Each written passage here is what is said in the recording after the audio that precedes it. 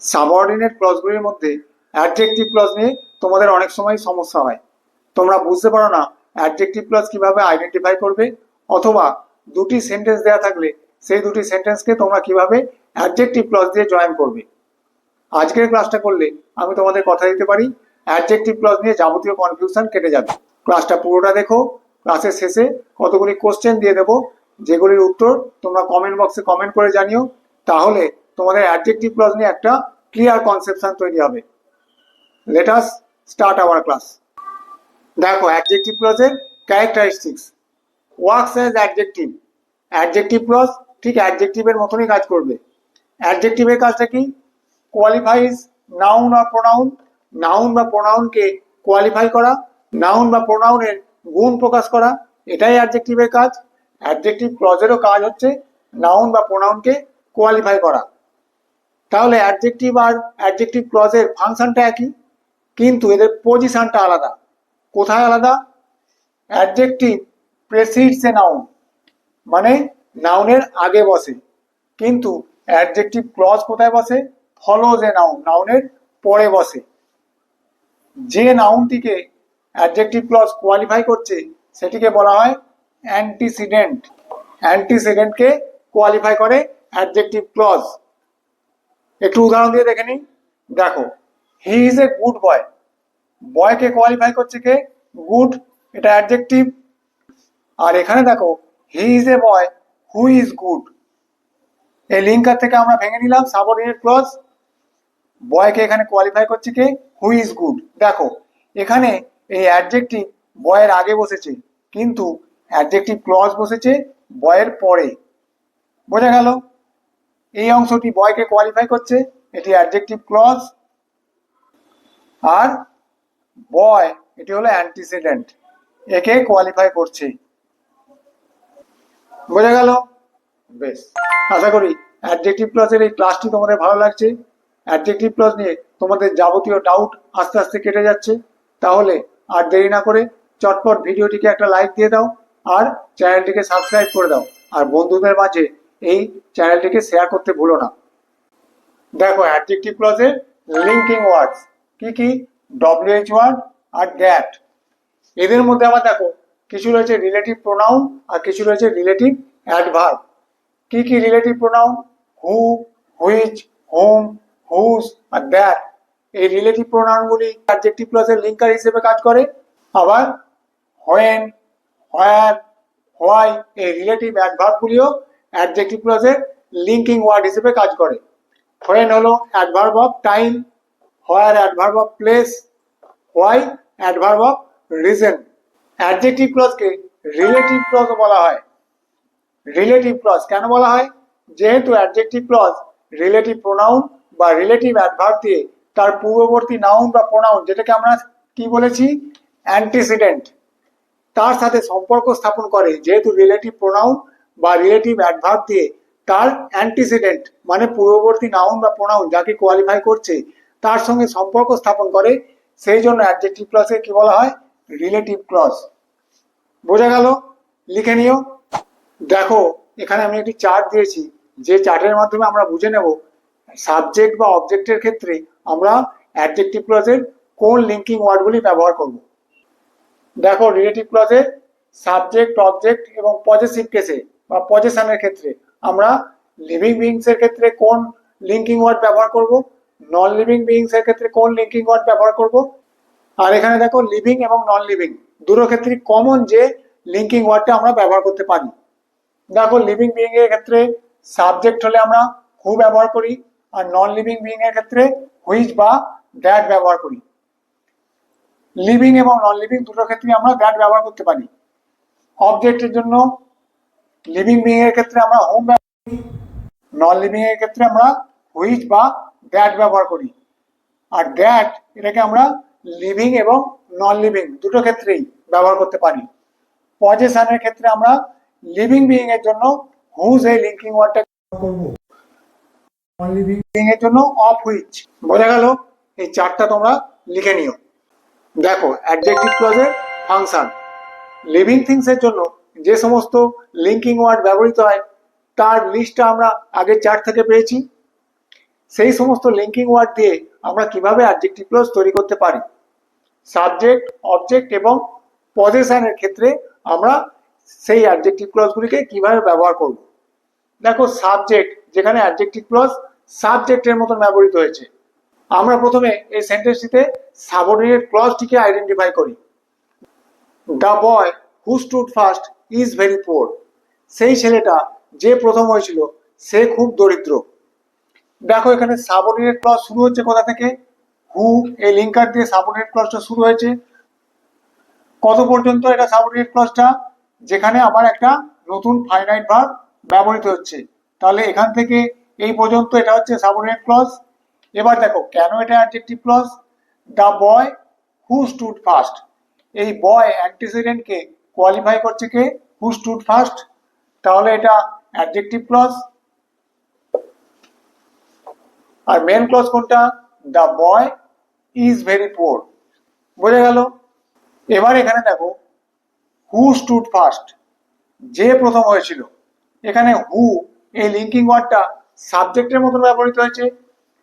এখানে adjective clause সাবজেক্টের মতন ব্যবহৃত হয়েছে।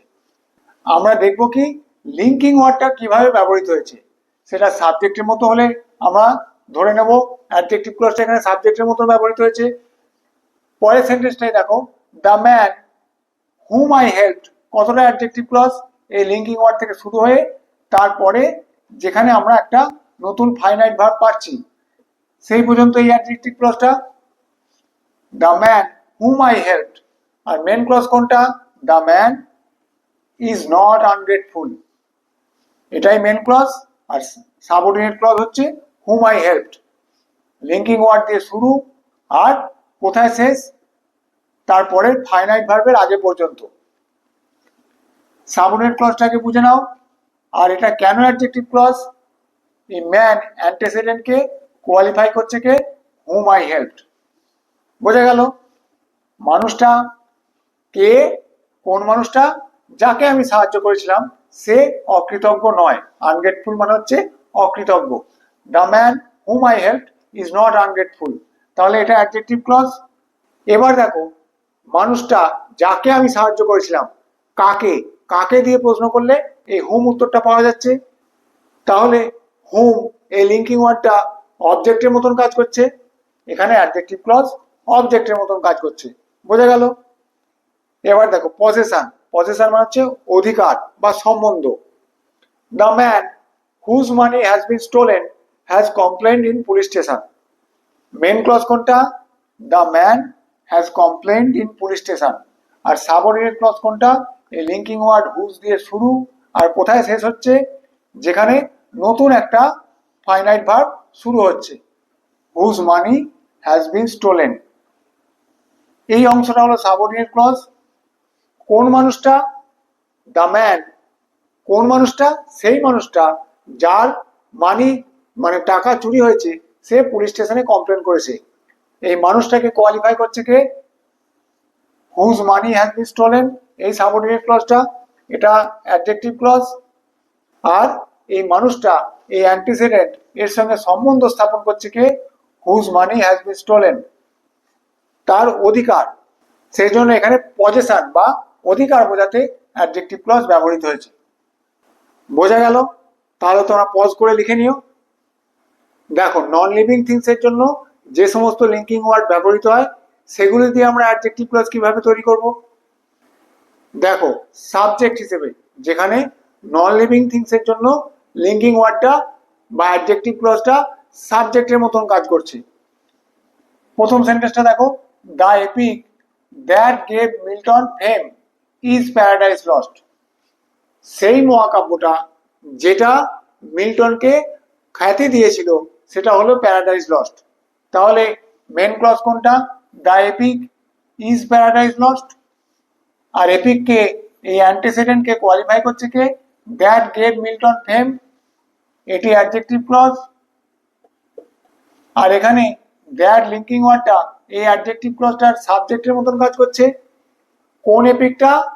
যেটা মিল্টনকে খ্যাতি দিয়েছিল। পরের সেন্টেন্সটা দেখো, অবজেক্টের মতন, যেখানে অ্যাডজেক্টিভ ক্লজটা অবজেক্টের মতন ব্যবহৃত হবে। দ্য কার মেন ক্লজ কোনটা? The car is red, the car which he bought is red. সেই গাড়িটা যেটা সে কিনেছিল সেটা হলো লাল। কোন গাড়িটা লাল?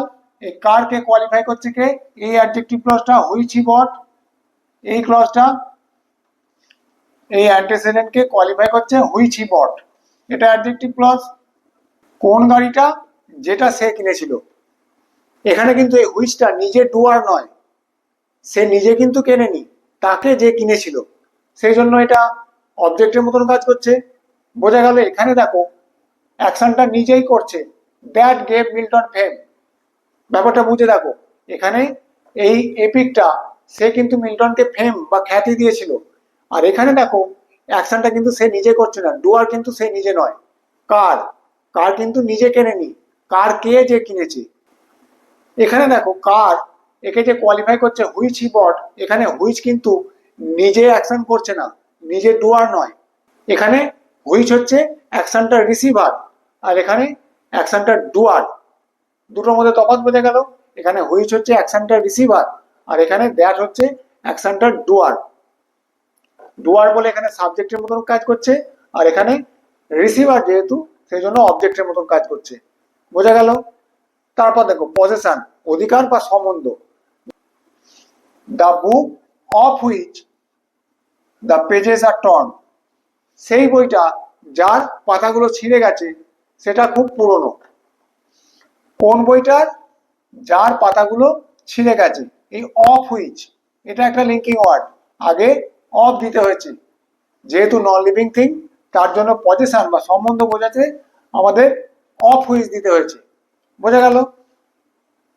এই of which the pages are torn, এই অবধি হচ্ছে অ্যাডজেক্টিভ ক্লজ।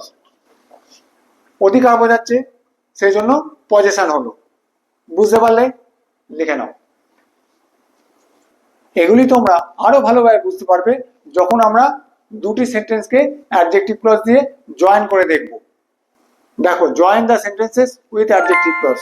তোমাকে পরীক্ষায় এগুলোই দেবে, তোমাকে বলে দেবে না যে use adjective clause as subject or object, তোমাকে শুধু বলবে join the sentences with adjective clause. তাহলে সব থেকে সহজ উপায়ে আমরা কিভাবে জয়েনিং করব সেটা একটু দেখে নিই। এই সেন্টেন্সটা দেখো, a man has bought the house, I know him. একটা মানুষ বা একটা লোক এই বাড়িটা কিনেছে, আমি তাকে চিনি। তুমি বাংলায় কিভাবে জয়েন করবে? আমি সেই লোকটাকে চিনি যে এই বাড়িটা কিনেছে। দেখো সেটারই ইংরেজি translation, I know the man, main clause, এখান থেকে সাবঅর্ডিনেট ক্লজ শুরু হলো এই লিঙ্কার দিয়ে, who has bought the house. এই দ্য ম্যানকে, এই অ্যান্টিসিডেন্টকে কোয়ালিফাই করছে কে? এই who has bought the house. তাহলে এটি হলো অ্যাডজেক্টিভ ক্লজ। এই linker I know the man, আমি সেই মানুষটাকে চিনি, who has bought the house, যে এই বাড়িটা কিনেছে। সব থেকে সহজ ব্যাপার, বুঝে নাও। পরের সেন্টেন্সটা দেখো, my friend has bought a house, আমার বন্ধু একটা বাড়ি কিনেছে। The house is very old, plain join করতে পেরেছে অ্যাডজেক্টিভ ক্লজ দিয়ে। কিভাবে করবে? The house which my friend has bought, সেই বাড়িটা যেটা আমার বন্ধু কিনেছে, is very old, main clause কোনটা? The house is very old. আর এখানে লিঙ্কার দিয়ে অ্যাডজেক্টিভ ক্লজ শুরু হয়েছে, কোথায় শেষ হয়েছে? যেখানে আরেকটা নতুন ফাইনাইট ভার্ব শুরু হচ্ছে, এই পর্যন্ত। হুইচ মাই ফ্রেন্ড হ্যাজ বট, এটা হচ্ছে সাবঅর্ডিনেট ক্লজ। এই সাবঅর্ডিনেট ক্লজটা দ্য হাউস একে কোয়ালিফাই করছে, এটি হলো অ্যাডজেক্টিভ ক্লজ। এবার দেখো আমি একটু ব্যাখ্যা করে দিই, এটা সাবজেক্ট না অবজেক্টের মতন কাজ করছে। দেখো, the house which my friend has bought, এই হুইচটা এ কি ডুয়ার? এ কি অ্যাকশনটা করছে নিজে? সে তো নিজে করছে না, অ্যাকশনটা রিসিভার। এই হাউসটা যেটা কিনা আমার বন্ধু কিনেছে, তাহলে এই কাজটা এখানে কেনা কাজটা করেছে কে? আমার বন্ধু। ডুয়ার তাহলে কি আমার বন্ধু, তাহলে রিসিভার, এখানে এটা অবজেক্টের মতন কাজ করছে। কিন্তু এখানে দেখো, the man who has bought the house, সেই মানুষটা যে এই বাড়িটা কিনেছে, তাহলে এই মানুষটা বা হু এখানে তো সেই ডুয়ার, তাহলে এখানে অ্যাডজেক্টিভ প্লাস সাবজেক্টের মতন কাজ করছে। আর এখানে যেহেতু রিসিভার হুইচ, সেই জন্য এখানে এটা অবজেক্টের মতন কাজ করছে। বোঝা গেল? একে আমরা, তোমাকে তো বলে দেবে না যে অবজেক্টের মতন অ্যাডজেক্টিভ ক্লজটাকে ব্যবহার করো বা সাবজেক্টের মতন ব্যবহার করো, তোমাকে শুধু বলবে জয়েন উইথ অ্যাডজেক্টিভ ক্লজ। তুমি এটাকে এভাবেও করতে পারো, my friend has bought a house, which is very old.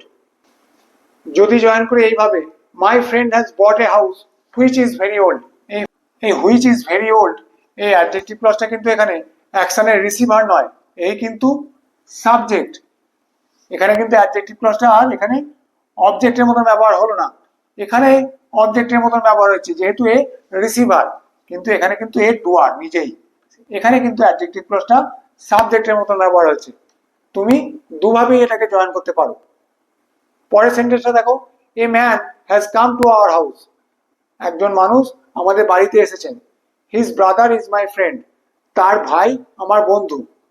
তাহলে আমরা কিভাবে বাংলায় জয়েন করব? সেই মানুষটা যার ভাই আমার বন্ধু আমাদের বাড়িতে এসেছেন। তাহলে এখানে অ্যাডজেক্টিভ ক্লজটা সম্বন্ধ বা পজিশন বোঝাচ্ছে। দেখো, the man whose brother is my friend, কার সঙ্গে সম্বন্ধ বোঝাচ্ছে? এই মানুষটার সঙ্গে অ্যাডজেক্টিভ ক্লজটার সম্বন্ধ বোঝাচ্ছে। কার ভাই? এই মানুষটার ভাই। হুজ অধিকার বোঝাচ্ছে। Whose brother is my friend has come to our house. The man has come to our house এটা হলো মেন ক্লজ, আর whose brother is my friend এটা হলো অ্যাডজেক্টিভ ক্লজ। বোঝা গেল? এখানে এটা পজিশন বা সম্বন্ধ বোঝাতে ব্যবহৃত হয়েছে। বোঝা গেল? লিখে নিও। দেখো এই দুটি সেন্টেন্স, হি উইল কাম, সে আসবে। I do not know the time, আমি টাইমটা জানি না। তোমাকে জয়েন করতে বলেছে, তোমাকে বলে দেয়নি এটা অ্যাডজেক্টিভ ক্লজ দিয়ে জয়েন করো বা নাউন ক্লজ দিয়ে জয়েন করো। তোমাকে বলেছে জয়েন ইনটু কমপ্লেক্স সেন্টেন্স, তোমাকে একটা কমপ্লেক্স সেন্টেন্স করতে বলেছে। তুমি কি করতে পারো? আমি জানি না সেই সময়টা যখন সে আসবে, বা আমি জানি না কখন সে আসবে। দেখো, I do not know the time, I do not know the time, এখানে একটা ক্লজ শেষ হলো, এটা মেন ক্লজ। এখান থেকে লিঙ্কিং ওয়ার্ড দিয়ে নতুন সাবঅর্ডিনেট ক্লজ শুরু হলো। সাবঅর্ডিনেট ক্লজটা বাকি অংশটা, I do not know the time when he will come, আমি সেই সময়টা জানি না যখন সে আসবে। এই সময়কে কোয়ালিফাই করছে কে? এই ক্লজটা, সাবঅর্ডিনেট ক্লজটা। এই অ্যান্টিসিডেন্ট দ্য টাইম, একে কোয়ালিফাই করছে এই ক্লজটা, I do not know the time when he will come. তাহলে যেহেতু এই ক্লজটা এই দ্য টাইম এর অ্যান্টিসিডেন্টকে কোয়ালিফাই করছে, তাহলে এটা adjective clause.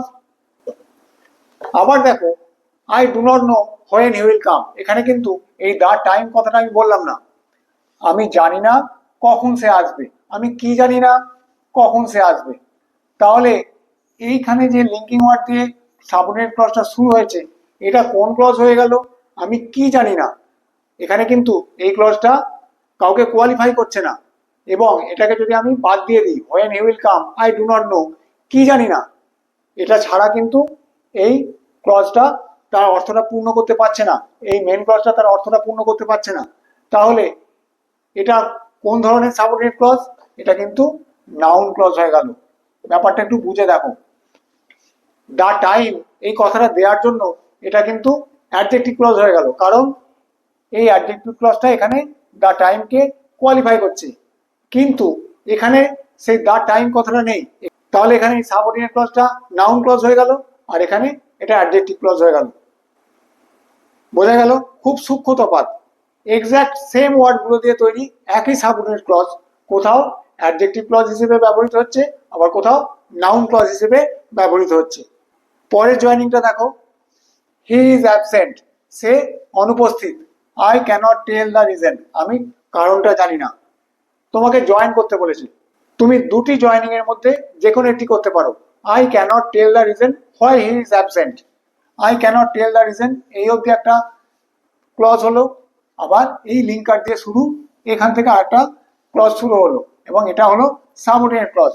I cannot tell the reason, the রিজনকে কোয়ালিফাই করছে কে? হোয়াই হি ইজ অ্যাবসেন্ট, সেই কারণটা। কোন কারণটা বলতে পারবো না, কেন সে অনুপস্থিত।